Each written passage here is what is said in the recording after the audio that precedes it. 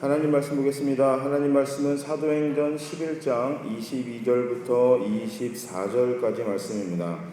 사도행전 11장 22절부터 24절까지 말씀입니다. 예루살렘 교회가 이 사람들의 소문을 듣고 바나바를 안디옥까지 보내니 그가 이르러 하나님의 은혜를 보고 기뻐하여 모든 사람에게 굳건한 마음으로 주와 함께 머물러 있으라 권하니 바나바는 착한 사람이요 성령과 믿음이 충만한 사람이라 이에 큰 무리가 주께 더하여 지더라. 아멘. 우리 옆으로 앞뒤로 인사하시겠습니다. 아름다우십니다. 아름다우십니다. 이게 미국에서 이제 리더십 교육하면은 이제 지도자 교육의 최고 권위자라고 불리는 스티븐 코비라는 사람이 있습니다. 그 사람이 쓴 성공하는 사람들의 7가지 습관 이런 책이 있는데요. 그 책에는 그 지도자의 자질에는 이제 우리가 부수적인 어떤 부수적인 원리가 있고 속성이 있고 본질적인 속성이 있다. 이 2가지로 나누고 있습니다. 부수적인 속성에는 그 사람의 인물, 재산, 학벌, 지위, 가문 이런 거를 얘기해요. 이러한 조건을 두루 잘 갖춘 사람들을 능력 있는 지도자로 평가합니다. 대통령 선거를 보면 내가 어느 학교 출신인지 어떻거나 화려한 경력 나오잖아요. 그러니까 이제 쉽게 얘기하면 그 사람 이력서 쓸 때 나오는 그런 내용들을 얘기합니다. 그래서 이제 그것이 이제 다른 사람들이 볼 때 꽤 괜찮은 것. 그러니까 괜찮을 때 그거 가장 적합한 지도자라고 이야기한다. 이제 그 사람 코비는 이렇게 이야기합니다. 그런데 그럼에도 불구하고 그 사람이 그런 것들보다 사회적인 조건보다 조금 더 중요한 것을 이야기합니다. 이게 본질적인 건데요. 이 본질적인 속성에는 인격적인 부분을 얘기합니다. 성숙한 인격, 그리고 인내하는 것, 그 비전을 갖고 있는가, 사랑하는 마음이 있는 것인가, 결단력이 있는지. 또 신뢰할 수 있는 그 사람을 신뢰하는 신뢰성을 갖고 있는가, 진실성, 정직성 이러한 본질적인 속성을 더 중요하다고 얘기합니다. 그러니까 이런 본질적인 속성을 갖추지 못하면 그런 부수적인 어떤 우리가 갖고 있는 그 사람의 외향적인 조건들 있잖아요. 그 사람이 어느 대학 출신이냐, 얼마를 뭘 잘하냐 이런 것들은 그 사람이 리더로서 오래 살지 못하게, 오래 가지 못하게 한다 이렇게 얘기합니다. 화려한 학벌이나 경력이나 외모만으로는 훌륭하다 이렇게 얘기할 수 없습니다. 그래서 외모 지상주의인 지금 이 시대에서는 여러분 보여주는 게 상당히 중요합니다. 그래서 저희가 사람이 어떤 옷을 입었는지 어떤 차를 몰고 다니는지 그 외모가 어떤지 이거 굉장히 중요한 건 분명한 사실이에요. 그래서 사람들의 눈에 겉으로 아름답게 보이기 위해서 참 신뢰를 주기 위해서 참 많이 노력합니다. 그 다음에, 그러니까 이제 미국 대통령, 저 미국에 있을 때 대통령 후보 이제 TV 토론회를 보면요. 그 사람들이 타이 하나까지 어떤 색상을 골라야 되는지, 손톱, 남자들이 요즘 많이 하지만, 그래도 이렇게 손톱 네일 받는다고 그러면은, 페디큐어 받고 이러면 좀 그렇잖아요. 특히 아버지 뻘 되는 분들이 받으면 좀 이상하게 보일지 모르겠지만, 그 사람은 손톱 정리까지도 받고 눈썹 정리까지 다 합니다. 그래서 어떻게 하면 신뢰를 줄 수 있을까? 타이는 어떻게 매는 게 좋을까? 여기 앞에 보이는 이 삼각형은 얼마나 두꺼울 때 사람들에게 많은 신뢰감을 주느냐? 그 주변에서 그런 걸 가지고 굉장히 많이 이야기를 나눕니다. 때로는 보톡스 주사 맞기도 해요. 얼굴에 주름살을 없애서 내가 좀 젊은 사람이다. 나이에 비해서는 꽤 젊습니다. 내 건강에 이상이 없습니다. 이것을 보여주기도 합니다. 이게 왜 그럴까요? 보여주는 게 중요하기 때문에 그렇습니다. 우리는 그 사람의 속성을 파악하기보다는 겉에 보이는 외향을 보고 그 사람을 판단하기가 쉽기 때문입니다.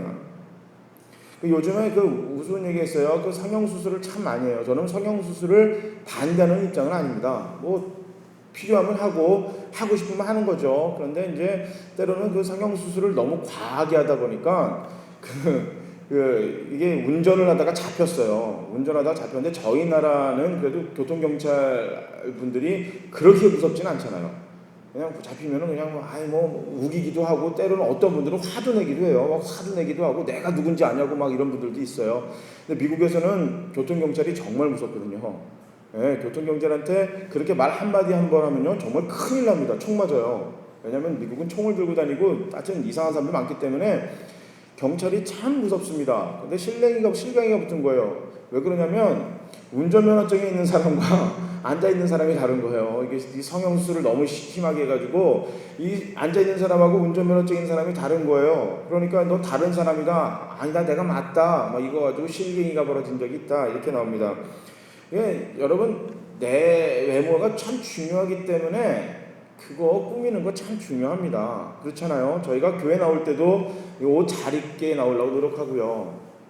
이제 한국에 와서 백화점을 가는데 이제 그 슬리퍼를 신고 추리닝을 입고 이렇게 갔어요. 그렇게 입고 나온 사람은 저밖에 없더라고요.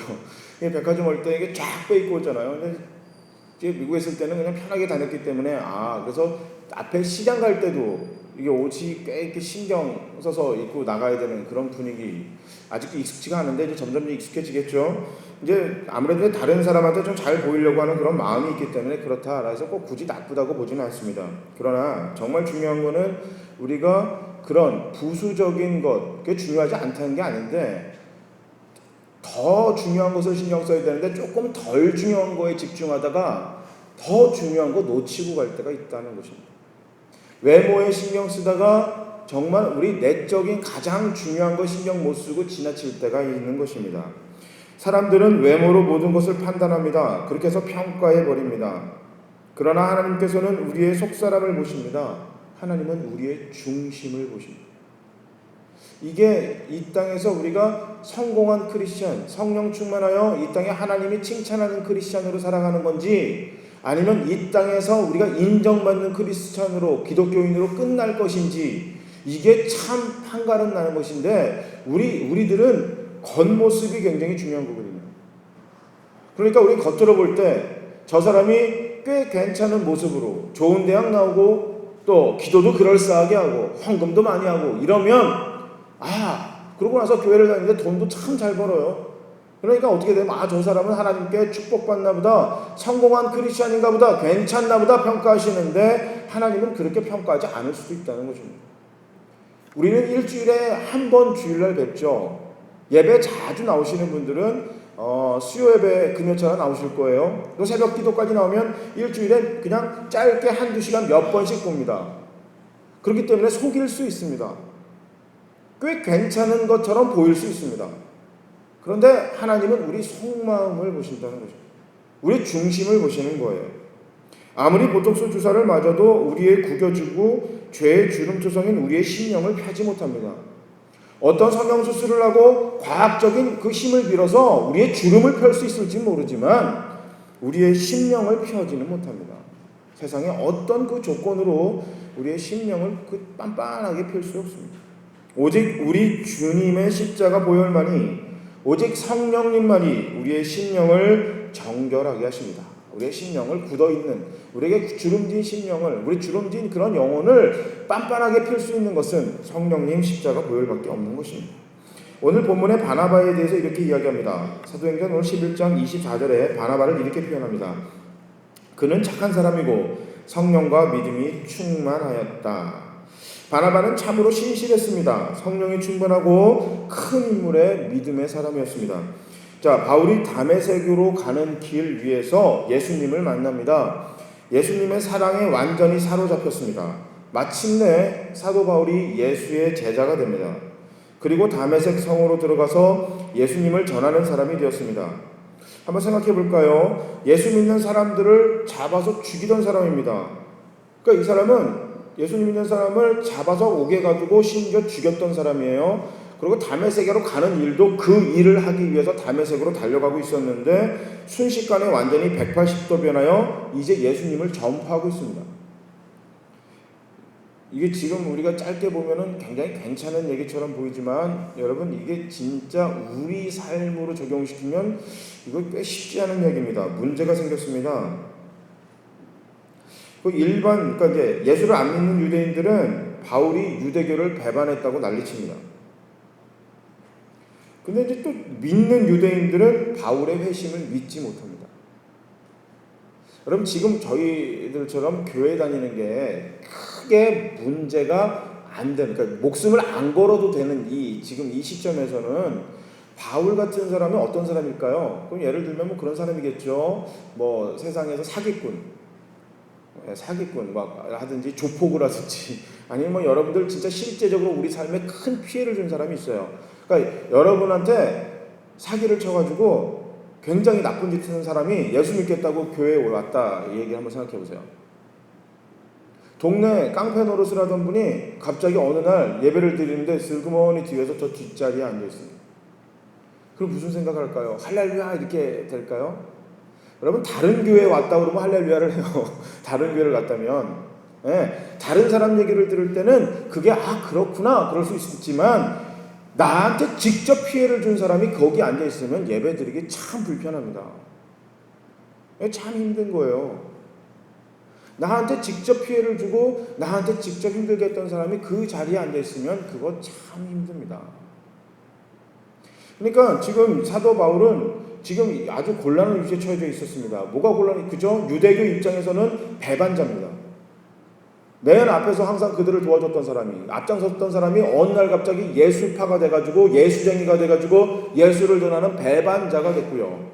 자, 크리스찬들 입장, 기독교 입장에서는, 교회 입장에서는 저 사람이 어제까지만 해도 우리 형제, 자매, 엄마, 아빠, 누나, 동생을 잡아 죽이던 사람이 갑자기 어느 날 교회에 들어와 그가 예수쟁이가 되고 복음을 전하겠다라고 하고 있습니다. 내가 예수를 믿는 게 걸리면 감옥을 갈 수밖에 없는 생각이에요. 그러니까 저 사람이 스파인가? 저게 진짜 예수 믿는 사람인가? 그런 의심을 사고 있었습니다. 이중 간첩 아닌가? 이런 생각 안 했을까요? 저거 지금 머리 굴리고 있지 않나? 저 사람 믿어도 될까? 경계합니다. 두 쪽 모두 불신을 당하고 있습니다. 오늘 9장 20절, 앞에 9장 20절에 보면 바울이 이런 표현을 합니다. 사도행전 9장 20절에 바울이 회심하자마자 즉시로라는 표현입니다. 즉시로. 이 말은 뭐죠? 바로. 그러니까 회심하자마자 바로 유대인 회당에서 예수님이 하나님 아들됨을 전합니다. 예수님이 진짜 우리 구원자임을 전합니다. 매우 적극적으로 증거합니다. 사도 바울은 성격상 무엇을 하더라도 열심히 하는 사람입니다. 핍박을 해도 열심히 핍박했습니다. 그냥 적당히 핍박한 게 아니라, 여러분, 얼마나 사람이 독해야 사람을 죽일까요? 아니, 생각해보세요. 사람이 얼마나 독해야 사람을 죽일까요? 그것도 종교라는 이유 때문에. 사도 바울은 진짜 그렇게 한 사람이에요. 유대교를 믿는다고, 하나님을 보호한다는 명목으로 기독교인을 진짜 죽인 사람입니다. 아주 열심히 핍박했습니다. 그가 예수 믿자마자 예수님을 증거해도 아주 열심을 다하여 예수를 증거했습니다. 자, 그런데 유대인들이 이제 바울을 죽이려고 합니다. 그들은 사람을 죽여서 이 모든 문제를 해결하려고 합니다. 이게 진짜 미련한 거죠. 이게 얼마나 미련하고 어리석은 일인가요? 관계되는 사람을 죽이겠다는 생각을 하는 게 얼마나 무서운 일입니까? 여러분, 죽인다고 문제가 해결됩니까? 내가 미워하는 사람, 나와 의견이 맞지 아니하는 사람이 없어지면 만사가 오케이다. 이런 사고 참 무서운 생각입니다. 여러분, 하나님을 위한다고 사람을 죽입니다. 하나님은 참 역설적이잖아요. 하나님은 이 땅에 마지막 한 명까지도 구원하기 위해서 사람이 되어서 내려오셔서 십자가를 지면서까지, 진짜 억울하시잖아요. 아무 죄도 없으신 인류의 유일하신 분인데, 한번 생각해 봅시다. 창조주가 피조물이 되어서 피조물한테 죽임을 당하는데 한마디 안 하세요. 부모가 자녀들한테 죽임을 당하고 있어요.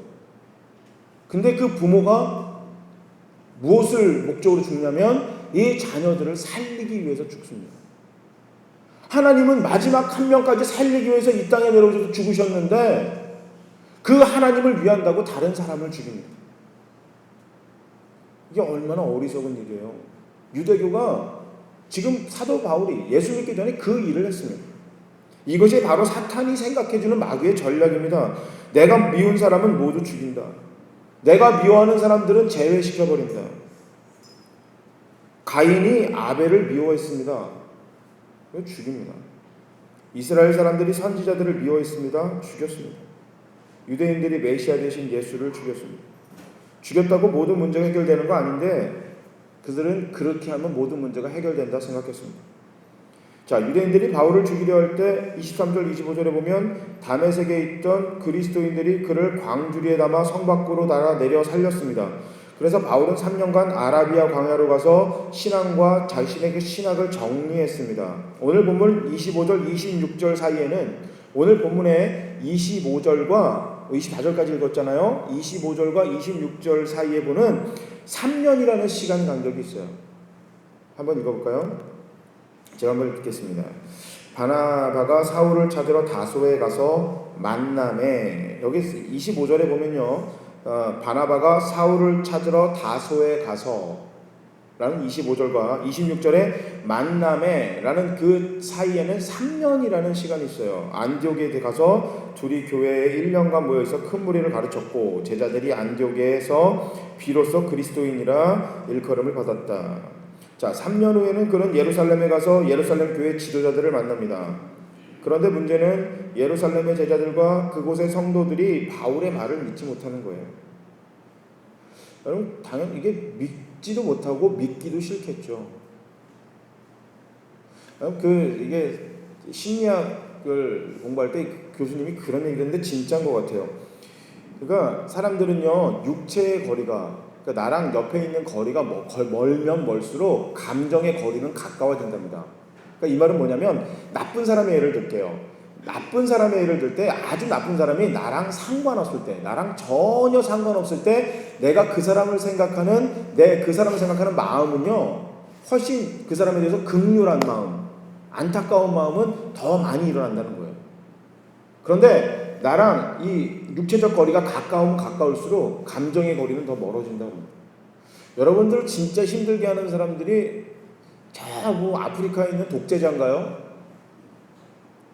요즘 그 이스라엘하고 그 가자 지구에서 엄청나게 전쟁을 일어나요. 그 뉴스 볼 때마다 굉장히 마음이 아프거든요. 근데 마음이 아픈 것뿐이지 내가 굉장히 괴롭고 내 삶이 힘들지는 않습니다. 왜? 멀잖아요. 나랑 정말은 내 실세 상황랑은 상관없기 때문에 그렇습니다. 정말 나를 힘들게 하는 사람은 누구죠? 나랑 진짜 가까운 사람이 나를 힘들게 합니다. 진짜 나를 가까운 사람이 나를 힘들게 해요. 우리 가족 중에 나를 정말 힘들게 하는 사람이 있고, 그잖아요. 내 옆집 사람이 정말 나를 피곤하게 하는 거예요. 또 때로는 이거 요즘 층간소음 때문에 말이 많아요. 이 쿵쾅쿵쾅 밤마다 뛰는, 밤에 세탁기를 돌리고 청소기를 하고 애가 뛰는 그 윗집이 정말 나를 힘들게 하는 겁니다. 내 직장 상사가, 내 직장 부하가 나를 진짜 힘들게 하는 거고요. 내 친구가 나를 진짜 힘들게 합니다. 왜 그럴까요? 실제 내 삶에 그들이 들어와 있기 때문입니다. 여러분, 오늘 사도 바울이 아무리 예수를 믿고 회개하고 예루살렘 교회에 들어갔다 해도 자기 자신의 형제, 누이, 부모를 잡아다가 감옥에 가두고 죽였던 사람이 누구냐? 바로 이 사도 바울이에요. 그가 회개하겠다고 교회에 들어오니까 예루살렘 교회도 주저하기 시작합니다. 이 사람을 믿어야 되나? 진짜 이 사람이 예수를 받은 건가? 불편해합니다. 멀리합니다. 쉽게 그를 믿지 못합니다. 아무리 그렇지 아니하다고 해도 저들은 그를 믿지 못합니다. 여러분, 믿지 아니하는 사람들에게 믿게 한다는 것은 참 어려운 일입니다. 이거 진짜 답답한 거거든요. 여러분, 믿음은요, 되게 선택에서 시작합니다. 제가 아무리 맛있는 집을 설명을 하더라도요, 그 집이 맛있을까 말까는 내가 선택하는 거예요. 제가 있었던 뉴저지나 샌프란시스코 공부했던 그 두 지역을 아무리 설명해 드려도요, 여러분들이 그게 진짜 그런지 안 그런지는 안 가보신 분들은 그냥 내가 믿을지 말지 선택하는 거예요. 내 경험에 비춰서. 그렇기 때문에 우리가 예수 믿는 것처럼 큰 기적은 없어요. 여러분, 세상에 가장 큰 기적은 죽은 사람이 살아난 것보다 더 큰 기적은 바로 내가 예수를 믿는 것입니다. 근데 믿지 않는 사람을 믿게 만드는 게 참 어렵거든요. 이게 참 답답한 일입니다. 바울은 예루살렘 교회 성도들로부터 불신을 당하고 있었습니다. 이런 상황 속에서 바나바라는 인물이 나타났어요. 바울이 위대한 인물이었지만 바나바와 같은 사람이 있었기에 바울과 같은 사람이 존재할 수 있었습니다. 바나바는 평화하게 만드는 사람이었습니다. 이 모든 사람들의 어려운 점들을, 모든 사람들이 갈등이 있을 때 그 갈등을 조정하던 사람이었습니다. 관용의 인물이었고 큰 인물이었습니다. 바나바는 바울을 예루살렘 교회에 추천합니다. 모든 사람이 못 믿겠다고 하는데 바나바는 성도들에게 바울은 믿을 수 있는 사람이라고 그의 회심은 진실이라고 사람들을 설득시켰습니다. 여러분, 어떤 교회가 좋은 교회인가요? 어떤 교회가 하나님 앞에 쓰임받고 성령이 충만한 교회일까요? 여러분, 이렇게 바나바와 같은 사람들이 넘쳐나는 교회가 좋은 교회이고 성령이 충만한 교회입니다. 여러분, 용서는 받아들임입니다. 야, 좋은 게 좋은 거지, 이게 여러분 진짜 좋은 교회가 아닙니다. 정말 좋은 교회는 회복이 이루어지는 교회입니다. 회복은 뭐죠? 회복은 원래 자리로 돌아가는 것입니다. 하나님이 우리를 용서하셨습니다. 그럼 우리가 구원받나요? 아니죠. 우리의 죄를 용서하셔서 우리를 원래 우리의 신분이었던 자녀로 다시 회복시켜 주시는 것입니다. 용서와 회복이 이루어질 때 그것이 바로 우리 구원의 완성이 이루어지듯이 정말 교회는 용서하는 것으로 멈추는 것이 아니라 회복까지 이루어질 때 이것이 진짜 좋은 교회입니다. 이것이 가능하게 하는 것이 바로 성령님이 가능하게 하십니다. 바나바가 바로 그 일을 했습니다. 사람들은요, 어쨌든 이성적으로 사도 사울을 용서했을지 모릅니다. 그래 알았어, 예수 믿는다고. 사울이라는 사람이, 야, 저 인간이 예수 믿게 됐다고, 오케이, 그래 그렇다고 하지 뭐 라고 할지 모르겠습니다.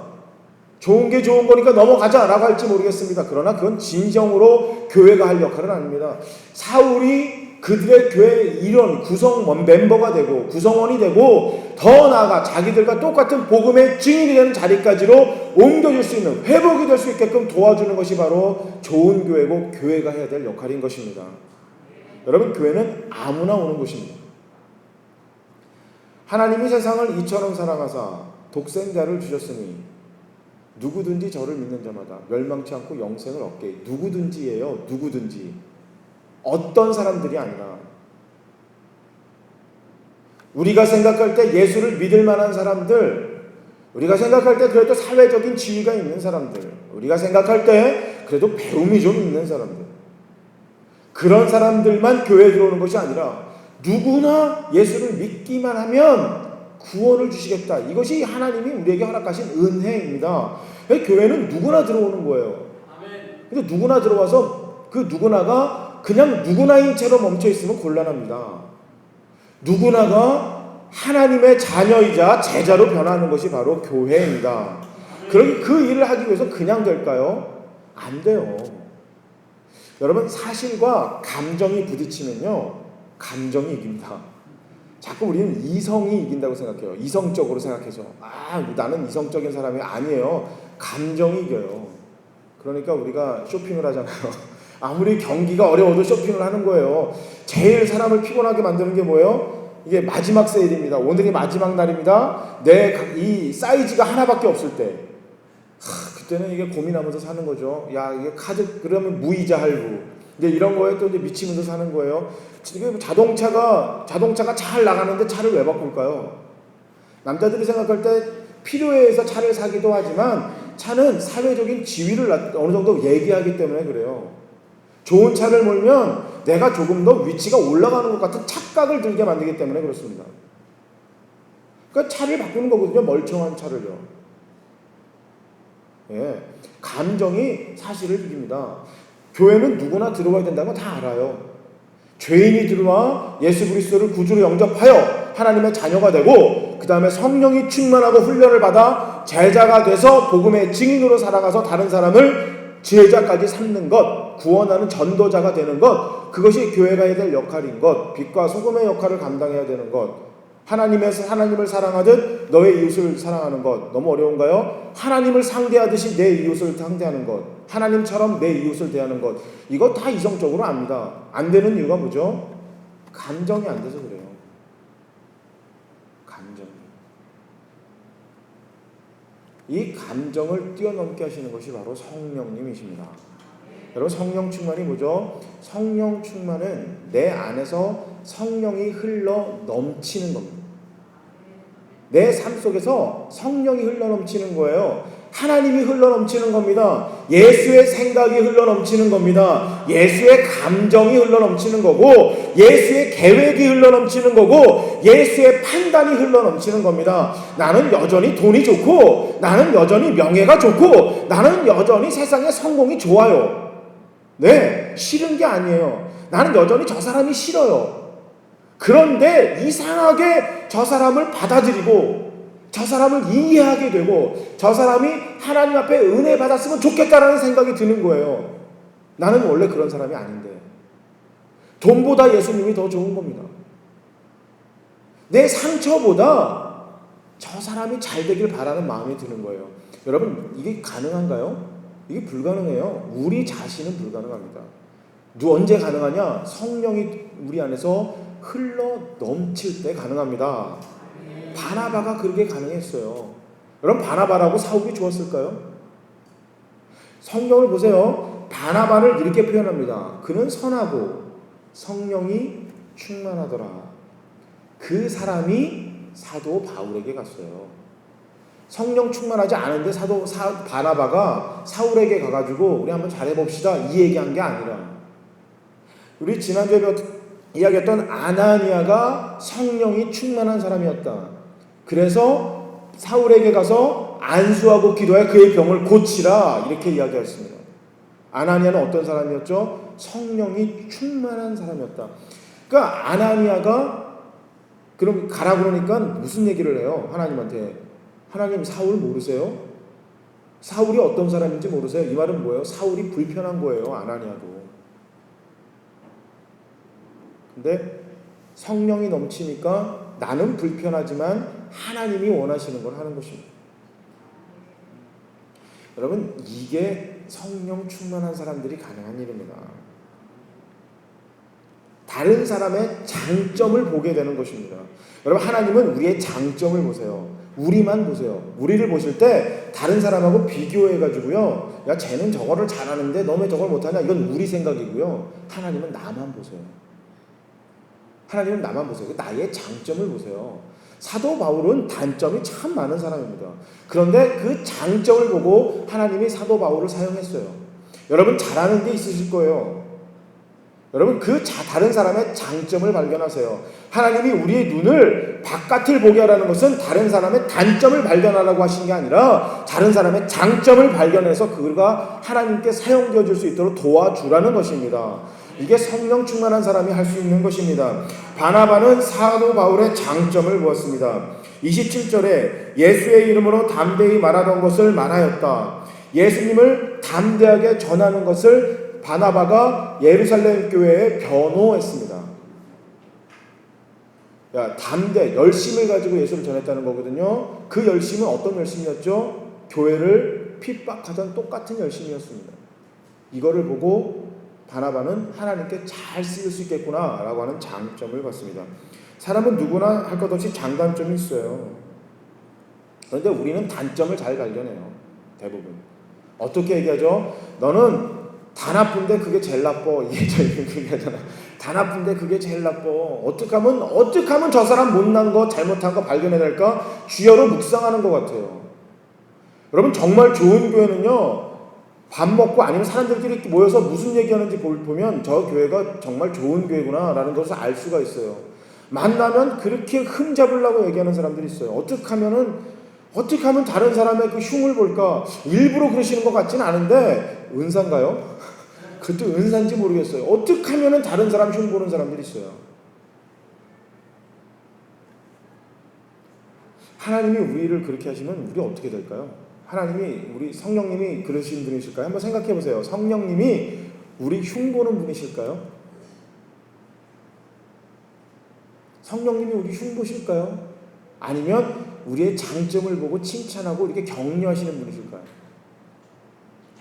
그렇다면 내 안에 성령이 차고 흘러넘친다면 흉을 볼까요? 칭찬할까요? 격려할까요? 여러분, 그냥 우리가 쉽게만 생각해도 이건 당연한 겁니다. 쉽게만 생각해도 당연합니다. 사람을 대할 때 부정적이고 그 사람의 부정적인 몸만 눈에 보여지는 사람이 있습니다. 여러분, 다른 사람의 부정적인 면만을 바라본다면 세상 사람들 모두 문제투성입니다. 정상적인 사람 하나도 없습니다. 그 사람들의 특징은 나는 올바르다는 겁니다. 나는 나는 내가 정답이라는 거. 나는 올바르대요. 여러분, 나는 그래도 참 올바르고 나는 참 법대로 잘 살지, 이런 사람들의 특징은 다른 사람은 틀렸다는 얘기입니다. 이거 참 문제가 있죠. 세계 2차 대전 때 독일이 무인 비행기를 만들었대요. 밤낮으로 영국을 폭격했다고 합니다. 영국이 난리가 났습니다. 불안해서 낮에도 일도 할 수 없고 밤에 잠을 잘 수 없었고 값진 문화재가 마구 파괴됐습니다. 영국 언론들이 매일 정부와 지도자들을 비판했습니다. 도대체 나라가 이 지경이 되도록 수상과 장관들은 무엇을 하고 있었냐? 이제 우리나라 다 망했다. 이 기사를 읽는 영국 국민들은 가슴이 착잡했습니다. 깊은 절망감이 계속해서 일어납니다. 어느 날 기자들 모임에서 한 기자가 이런 제안을 합니다. 여러분, 우리 영국의 언론은 날카롭게 비판하기로 유명합니다. 그러나 지금 우리는 비상시국을 맞이했습니다. 누구 탓에 무슨 소용이 있습니까? 잠시 동안만이라도 비판하는 것을 멈춥시다. 대신에 국민들에게 희망을 주는 기사를 씁시다. 자, 그때부터 영국의 언론들이 달라졌습니다. 긍정적이고 밝은 기사가 실리기 시작했습니다. 신문 제1면에 국민들이 두 손을 모으고 열심히 나라를 위해 기도하는 장면, 이런 장면들이 사진에 실렸고요. 폐허가 된 학교에서 수업을 하는 장면들, 이런 장면들이 뉴스에 실리기 시작했습니다. 주일마다 성경책을 들고 교회에 모여 하나님께 예배드리는 광경이 신문의 1면을 장식했습니다. 기사의 내용이 밝아졌습니다. 우리에게 믿음이 있기에 소망이 있다. 하나님이 이 나라의 주인 되셔서 우리나라를 붙들고 계시기에 결코 망하지 않을 것이다. 이런 건설적이고 긍정적인 기사들이 신문 지면에 가득됐습니다. 영국 국민들이 기사들을 보면서 희망을 되찾기 시작합니다. 여러분, 크리스천들은 언제나 주 안에서 긍정적이고 희망적인 사고를 갖는 것이 참으로 중요합니다. 다른 사람들의 장점을 볼 줄 아는 사람이 여러분 성령에 충만한 사람, 성령의 사람입니다. 여러분, 내가 기도도 많이 하고 하나님 말씀도 많이 안음에도 불구하고 항상 비평적이고 다른 사람들의 잘못된 전만을 발견을 하고 그렇게 불평하는 사람들이 계십니까? 그렇다면 아직 내 안에 성령이 많이 차 있는 것이 아닙니다. 허물을 용서하였고 허물을 덮어가는 것뿐만 아니라 그가 회복되는 것까지 기다려졌던 것이 바로 바나바였습니다. 사도 바울이 사울이었던 사람이 사도 바울로 옮겨지기를 누구보다도 원했던 것이 바로 바나바였습니다. 바나바가 그런 사람이었을까요? 타고나길 그런 사람이었을지 모르겠지만 성령 충만했기 때문에 그가 그것이 가능했던 것입니다. 하나님의 은혜를 믿었습니다. 가장 중요한 포인트는 바나바는 하나님의 크신 은혜를 믿었습니다. 자기에게 베풀어 주신 하나님의 은혜와 사랑을 바울에게도 똑같이 베풀어 주실 거라는 믿음이 있었습니다. 바나바는 바울이 예수를 만나 회개하였고 예수를 만나 구원받았음을 믿었습니다. 자기가 믿었을 뿐 아니라 다른 사람에게 믿어야 한다고 강력하게 주장하였습니다. 여러분, 이게 얼마나 중요할까요? 바나바의 이러한 노력이 결코 헛수고로 돌아가지 않았습니다. 26절에 초대교회가 사도 바울을 두려워 떨었지만 바나바는 그 두려움을 하나님의 은혜와 축복으로 바꾸기 위하여 노력하였습니다. 이것이 바로 성령의 사람의 특징이었습니다. 누구나 두려움이 있습니다. 누구나 어려움이 있습니다. 누구나 좌절을 경험합니다. 그러나 누구나 두려움을 극복하지 않습니다. 누구나 어려움을 헤쳐나가지 않습니다. 누구나 좌절을 이겨내는 것은 아닙니다. 여러분, 하나님이 함께 하실 때 두려움을 극복해낼 수가 있습니다. 성령 충만할 때 어려움을 헤쳐나갈 수가 있습니다. 성령이 흘러넘칠 때 좌절하지 않고 절망감에서 소망으로 믿음으로 이겨낼 수가 있습니다. 여러분, 하나님이 정말 싫어하시는 것이 교만인 거 아시죠? 교만과 절망은 같은 이야기입니다. 왜 그럴까요? 둘 다 하나님 없음입니다. 하나님 없기 때문에 교만하겠죠. 하나님 없기 때문에 절망하고 좌절합니다.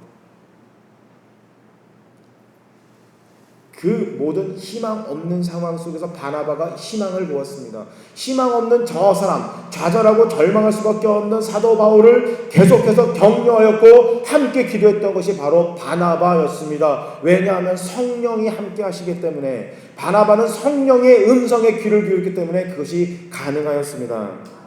여러분, 이것이야말로 성령이 사람들, 우리의 신앙의 선배였던, 성령이 충만하였던 신앙의 선배들의 삶의 모습이었습니다. 그들이 가능했다면 우리도 가능한 것입니다. 21세기 풍성한 포도나무 교회, 오늘 참석하신 모든 여러분들이 지금 바나바들이 되시길 바랍니다. 모든 어려운 곳에서 좌절하고 계신 분들에게 희망과 소망이 되어주시길 바랍니다. 단점과 모든 상처에 사로잡힌 사람들에게 있어서 그들에게서 장점을 발견해내시길 바랍니다.